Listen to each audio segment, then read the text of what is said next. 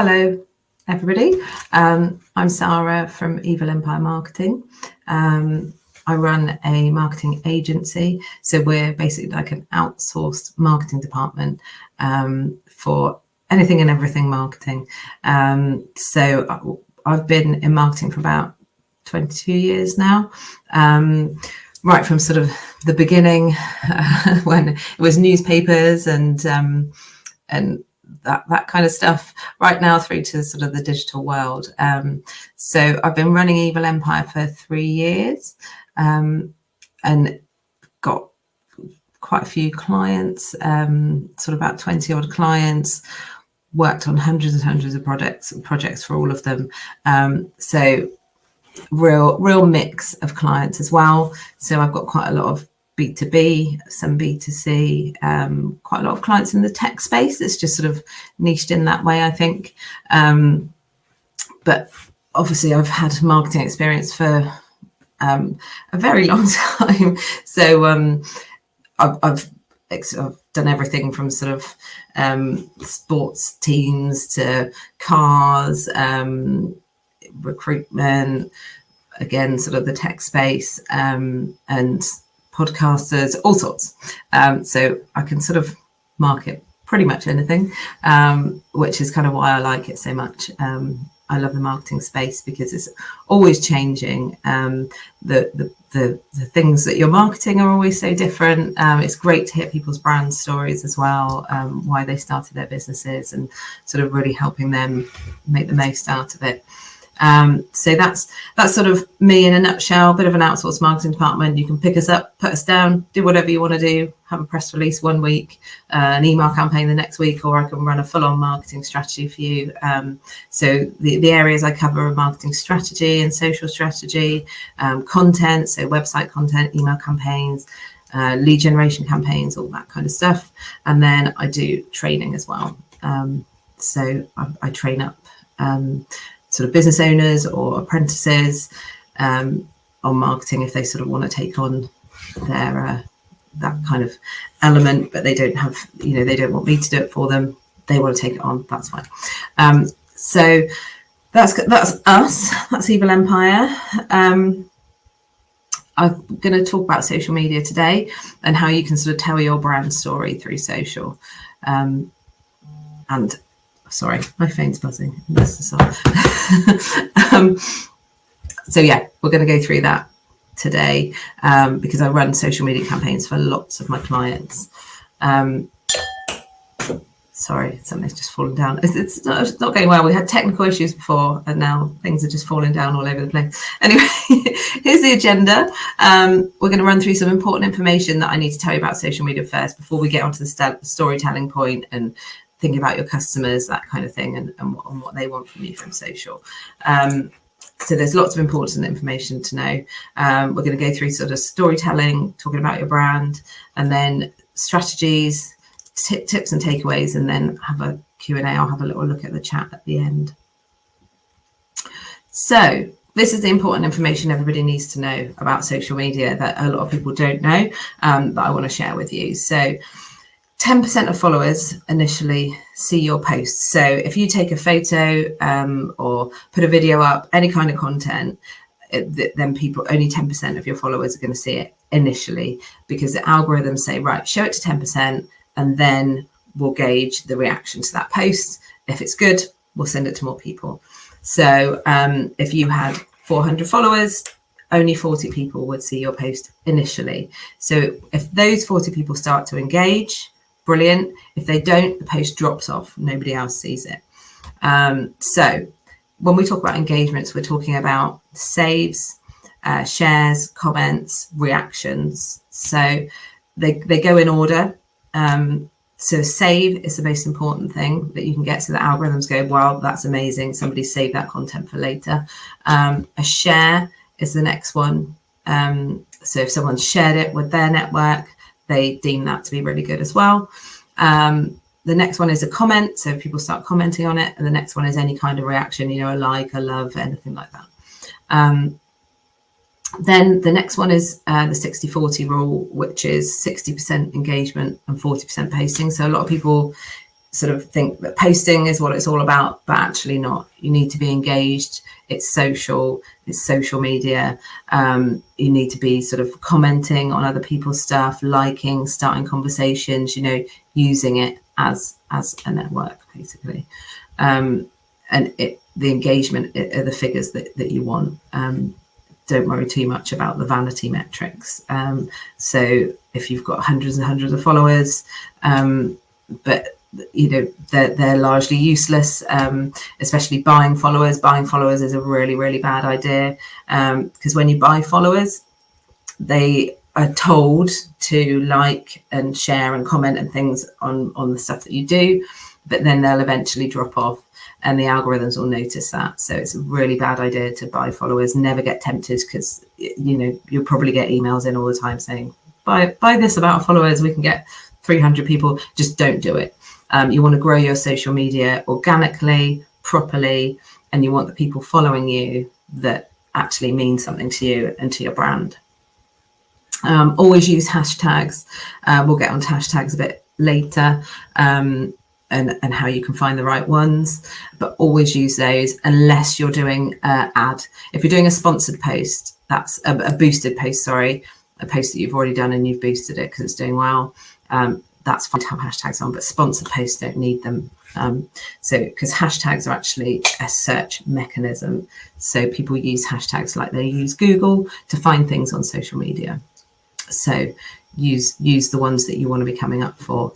And Google My Business, that's a really good resource. Not many people use it to sort of scroll through. You wouldn't scroll through it at night like you scroll through Facebook or Instagram. But Google loves you for using it. So if you've got Google My Business, use it for posting. If you haven't got Google My Business, get it, because then it'll put your website up organically in Google search as well. So it really loves you using it. Fill Google My Business with everything you can. You can put videos in there. You can put images of your offices. You can put all sorts of things. So fill it up and regularly post on it. So whatever content you post, just bung it on Google My Business as well, because it likes it. So then, using the right channel for your brand. So these are age brackets here, and this is where everyone is. So as you can see, if you're 20 and under, you're on TikTok and Snapchat. And then you can see the other age brackets where everybody's sat, basically. So always use the right channel for your brand. If you're not aiming at the TikTok Snapchatters, don't go on it. Don't worry too much about TikTok. I think everybody gets in a sort of bit of a panic and a spin about it, but because everyone's like, oh, TikTok, and you've got to be here and you've got to be there. But unless it's your audience, don't worry about it too much. Likewise with any of the other social channels, do not panic about a social channel. If your audience isn't there, you do not have to be on it. It's okay to just be on the ones where your audience are.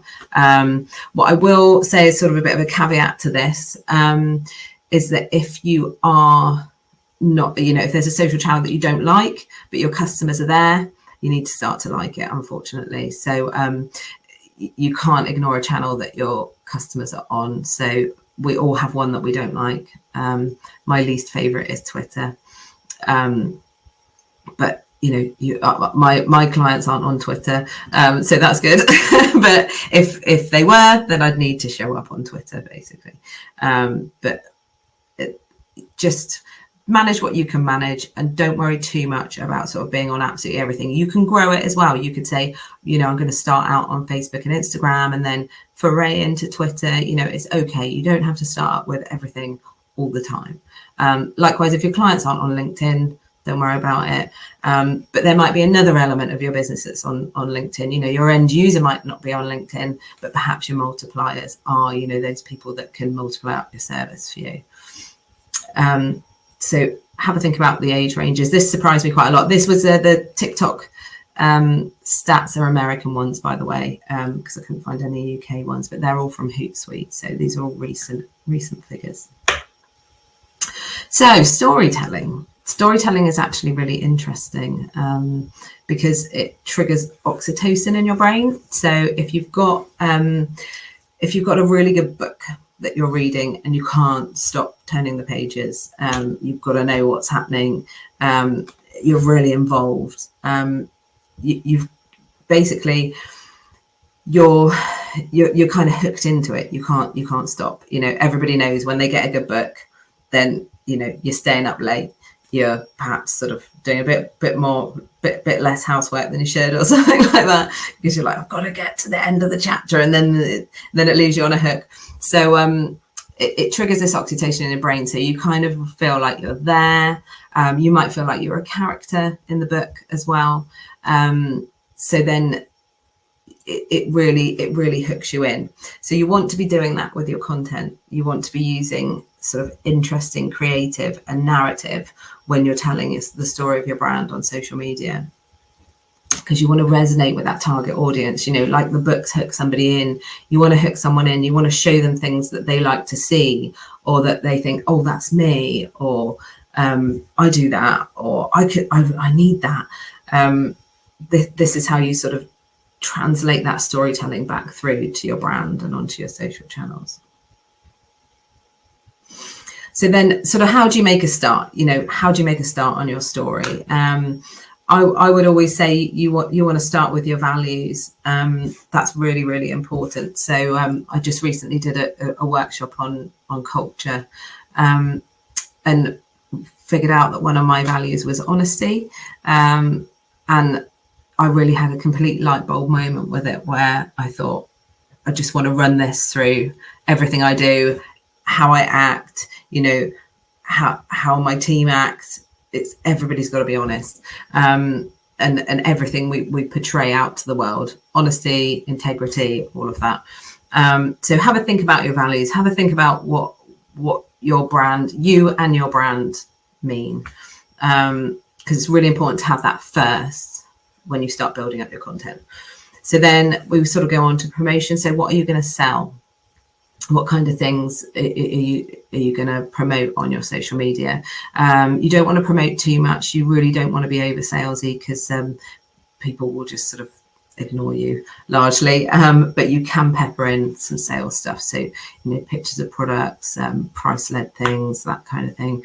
So obviously that is the ultimate aim, but ultimately you want people to be engaged in your brand, and then they will buy from you.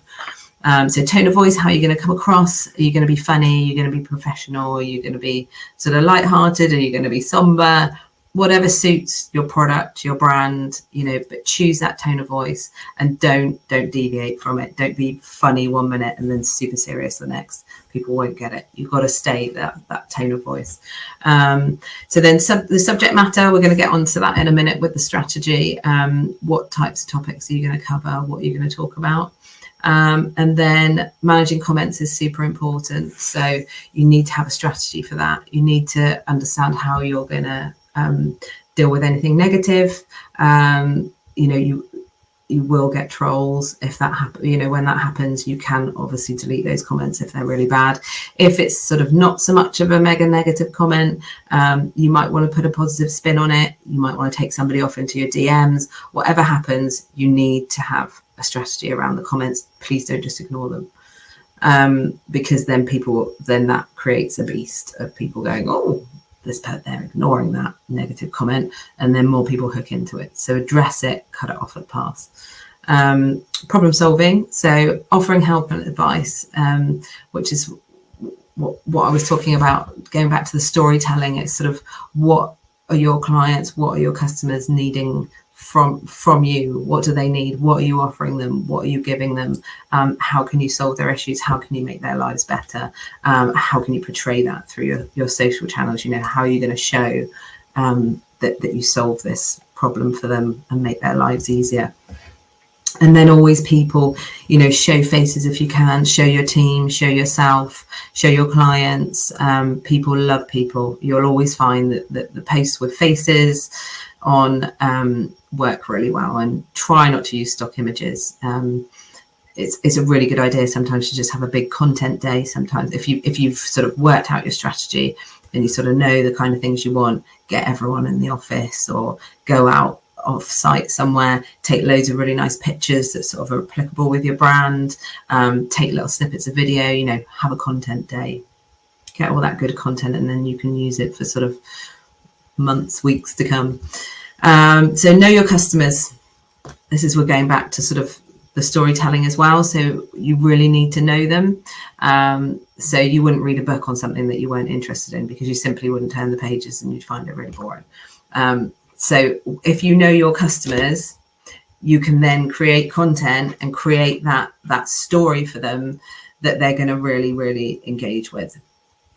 So if you're hooking into a pain point that they've got, it's ideal. You can just sort of say, right, have you got this? Have you got that? One of my clients, they do home improvements.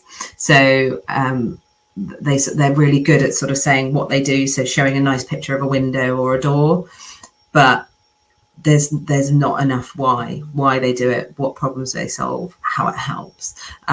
So I've sort of said to them, look, who's got a moldy window or a gap in their door or something like that, let's take a picture of that and let's say, do you know what, have you got a moldy window? How many people have got moldy windows? Well, probably quite a few. Who's got a gap in their door? I know I've got a gap in my front door at the moment. It's that kind of thing where you're sort of saying, look, is this you? This is a thing that you're experiencing. This is how we fix it. Look at what we do. We're going to save on your energy bills. We're going to do that. It's that whole bigger picture stuff. So it's sort of saying, right, this is your pain. We're showing you your pain and we're showing you how we're going to fix it, how we're going to make it better.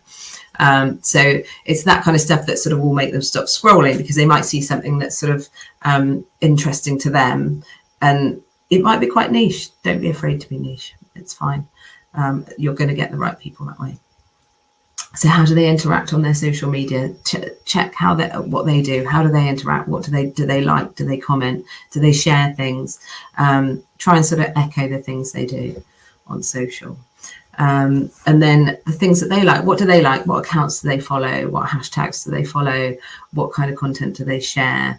And what do they like about you? You've probably got existing clients. What do they like?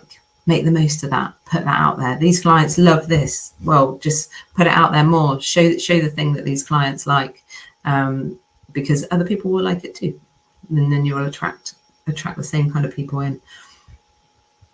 So this is a little social strategy template, which I've done for I really like shoes, so I've done this for a high-end shoe company. So the social strategy template is really, I just love to make it simple for everybody, because it doesn't, when you think of strategies and you think, oh, it's all complicated, and but it's not like that at all. It's really nice and easy with social media. I would say sort of choose between kind of 8 and 10 subjects, and really think about your brand when you're doing this strategy. Really think about what it means to you and your values, and then you just put these subject matter kind of points in there, and nobody needs to deviate from the plan. Everybody can just look at this and say, right, that's what we talk about. I'm thinking of putting something on social today. Does it fit into one of these? Yes, brilliant. Does it not? No, can it? So we'll take a little rundown on this. So you've got, if it's high-end shoes, perhaps you want to show them shoemaking process. You want people to sort of believe in that shoe and that it's amazing. Perhaps you want to show somebody hand making it, like a nice little video. It's like, oh my god, these shoes are handmade, so therefore you can justify a high price point, etc. So that's quite a good one. You might want to do something about looking after your feet. These shoes are really high end, but they're designed really, really well. They'll make your feet a lot better. You might want to put things in that link up with a chiropodist or someone who does pedicures. I don't know, something like that. And then how the shoes make somebody feel. So you that whole kind of aspirational thing, somebody running along a beach, running through grass, or having a great time. It's that sort of like, how does the wearer feel when they're wearing these shoes? You're sort of building up that lovely story, like, feel amazing, my feet don't hurt, etc. So we're going to talk about the foot problems we solve, because perhaps, so we take, for example, Birkenstock or something, they've got the footbed, they sort of major on that, we're not going to ruin your feet, they're comfortable, some of them are stylish. I happen to like the sandals, but not the shoes, they're a bit weird. But those kind of things. So you want to hook into sort of any problems that your users might have that you solve. Perhaps fashion. So you could, collab with a clothing company and sort of say, look at these clothes, they go with these shoes, everyone's looking beautiful, aspirational loveliness. And then always the why. I'd always have this in there, sort of why you do what you do, not the what, the why. We do it because of this. We believe that people should have amazing shoes, but they shouldn't hurt. They should look after your feet, that kind of thing. It's sort of, this is why we do it, because we're fed up with painful, rubbish shoes. That why, really get to that why, because then people start really hooking into that story. So then wear a story. So this goes to sort of your user generated content. So if you've got somebody, taking a picture of themselves in the shoes at a wedding or somewhere nice, it's sort of like, this person's wearing these shoes, or an influencer, something like that. And then the team, going back to the people. People love people. So if you can show your team, that's really great. Or always show your faces if you can on social. And then I've chucked dogs in there because I like dogs. Don't have one yet, but hoping soon. You could put anything in there really, but I think it's always quite nice to put something a bit spurious in. One of I'll talk about AppSumo in a minute, but they are, if you're not familiar with them, they're sort of like an online app kind of broker really, and they measure everything. So instead of like a 5-star scale, they measure everything in tacos. They love tacos, so everything's on a taco scale. They do Taco Tuesday, they send emails out about tacos. They really like tacos. I think it's an American company. So they for their social strategy, they'd have tacos in there, and that would be that. So to feel free to put something completely not connected into your brand, but you can connect it up to your brand if that's how you feel, if that's the thing you like, if that's the thing your team like, bung it in there. Be human, be authentic. So then we've got the elements of the strategy here as well. So get your strategy, think about what you're going to do. Okay, you've got all these ideas, you're buzzing, right? Now what do we do? How do we channel that? So I would always say sort of use a spreadsheet to keep on track. It's very, very simple. None of this has to be complicated or scary or anything.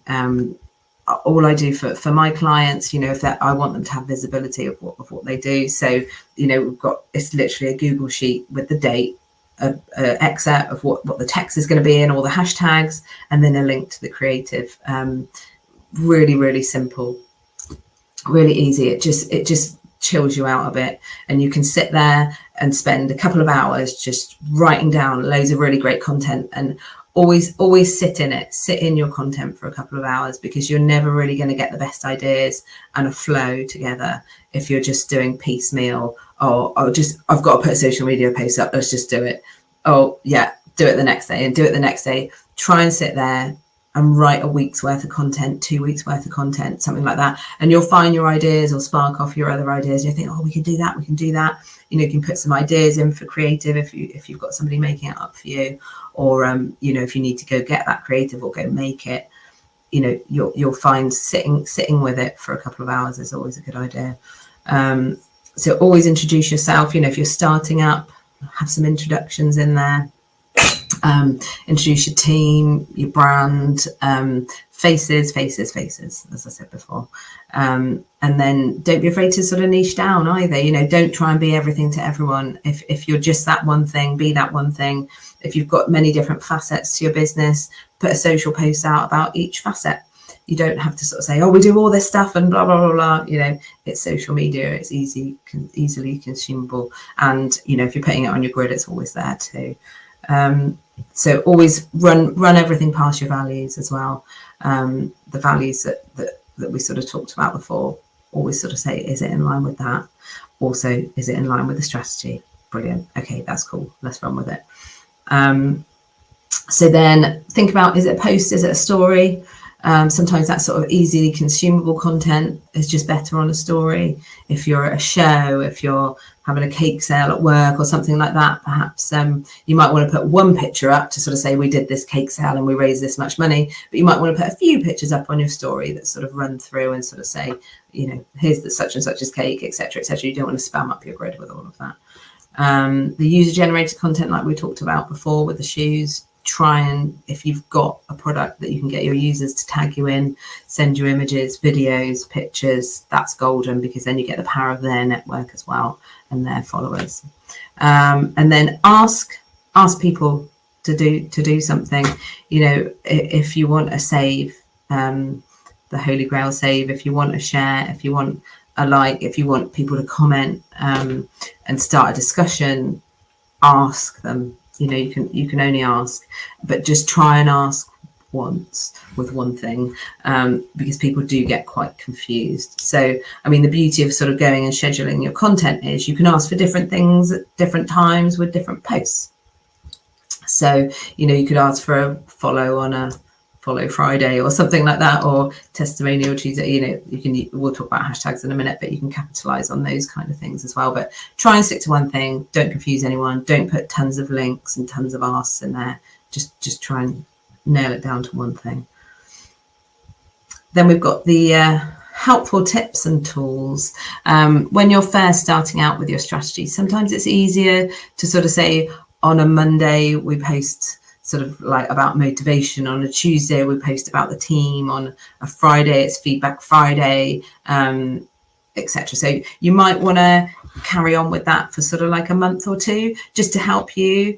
Nobody's going to notice, your viewers are not going to notice that you're posting the similar things on the same days, really. They might with Feedback Friday or something like that, but that makes sense. But it might just help you to say, you know, from getting overwhelmed, to sort of say, right, well, this is the type of content we're doing this day, this is so, and then you can change it around. But it's also a good way of kind of gauging how that content's being consumed, who likes it, how it's being reacted to, etc. So capitalize on those hashtags as well. And then again, to sort of avoid the overwhelm, give yourself XX. I put XX in there because it's different for everybody, but give yourself some minutes a day, and definitely give yourself some days off. You know, say I'm going to spend 20 minutes a day, you know, going back to the engagement. I'm going to spend 20 minutes a day on this, and then, you know, schedule it in your diary if you need to, but just give yourself that time per day to spend on your social media, and then you'll feel way less overwhelmed and you'll get much more into it. Now, going back before about the 10%, currently it does not apply to stories or reels. So all of your followers see your stories and all of your followers see your reels at the moment. Everything changes with social media all the time, so it may change. But try and do that if you can. Try and turn your posts into stories for better reach if you're trying to sort of get to all your followers with something. Then I would always use a variety of formats for your content. So for example, LinkedIn has just started supporting carousel posts, so you can now build those on Canva. And all you have to do is turn it into, I'll talk about Canva in a minute, but you know, it's really, really simple. So you can actually sort of swipe through the posts as you do on Instagram. So that's quite handy for LinkedIn because it promotes better engagement. So people are actually going onto it, looking through, consuming it, but also you can get across quite a lot of information in one post as well, which is really, really helpful. So choose a mixture of carousels, you know, a reel one day, a static post the next day, perhaps a photo with some sparkly stars on, or something that's just sort of slightly moving that might sort of catch the viewer's eye, and then they might engage with it. But use all sorts of different types of content and measure it and see how that's working for you. So definitely a variety of formats, and then capitalize on those hashtags. So always use different hashtags. Don't just copy and paste the same ones every time. Use different ones. Use ones that are applicable to your posts, because as I was saying before, people are now using social media very much like a search engine. So they will type in hashtags and look for content on those hashtags, because sometimes Google doesn't always give them what they want. If they're looking for something niche, if they're looking for something, that they're following, that they're interested in, use those hashtags always, and use about you don't have to use tons, about 13 or so, 8 to 13, something like that.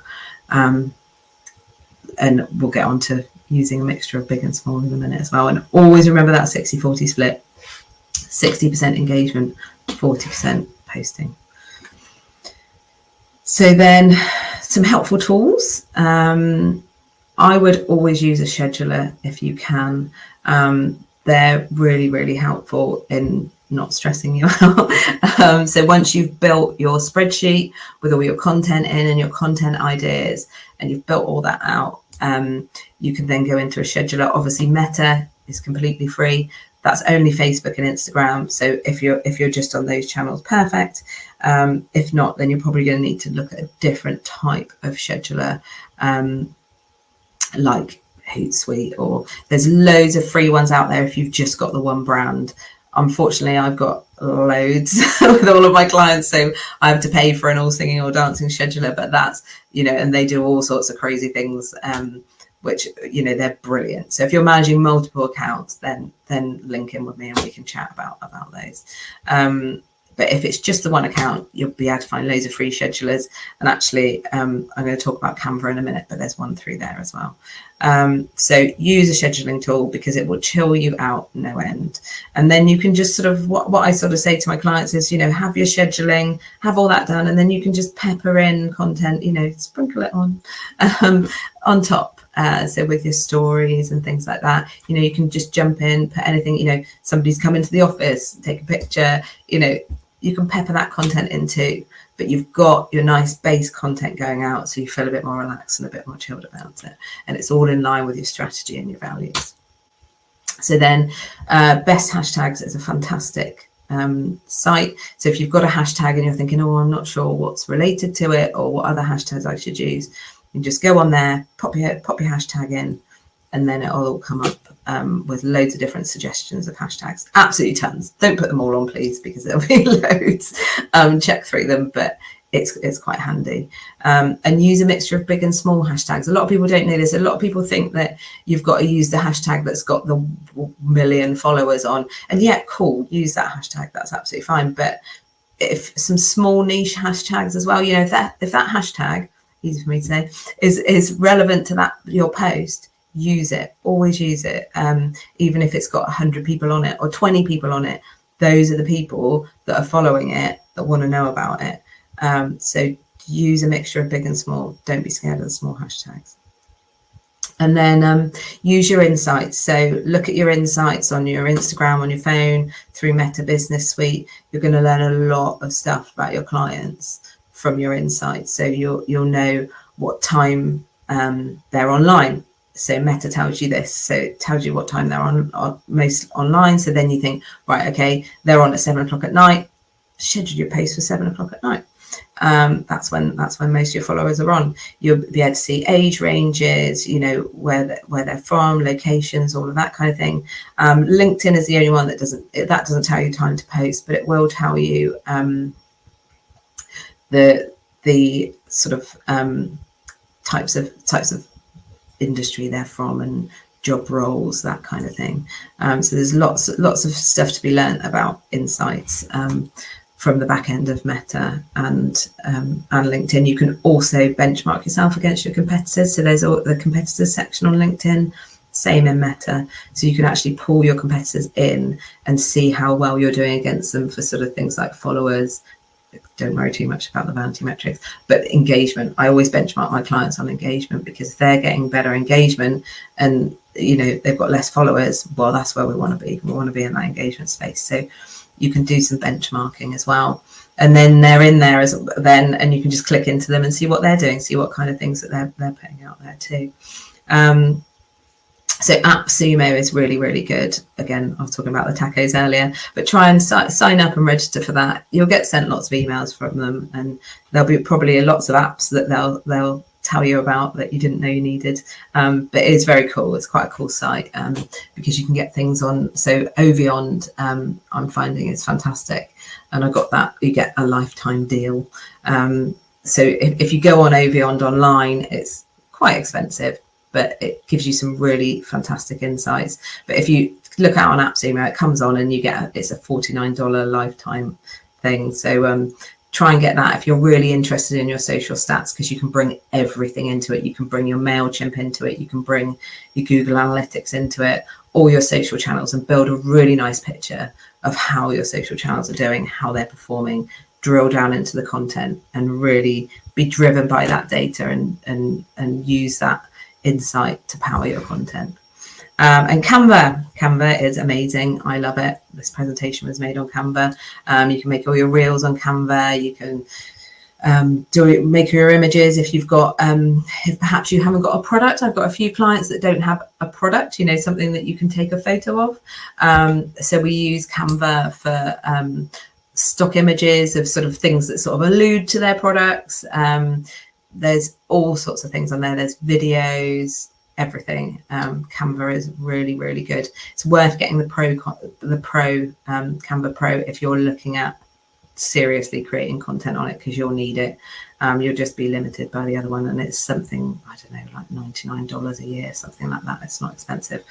And you can schedule through Canva as well, just for one social media account. So if you've only got one, you know, obviously you can have everything, but it's one company, so you can have all your LinkedIn on there, Google My Business, everything like that. So you can schedule for free through that too. That's a really, really good tool. So then top tip is I get a lot of clients saying this to me as well. Sometimes you might feel like you're posting a little bit too much, you're repeating yourself. Does anyone want to hear about this? Am I banging on? What am I doing? So, but please don't worry. Just keep that 10% rule in mind. So not everyone's going to be seeing all your content all of the time. So don't panic. Keep going. Keep plowing on, because it does take a while. When you first start up on your social, it does take quite a while to sort of get everything underway, get there. It's not instant at all. Please don't think it's instant, because it's not. It takes a lot of effort and work, especially on that engagement front.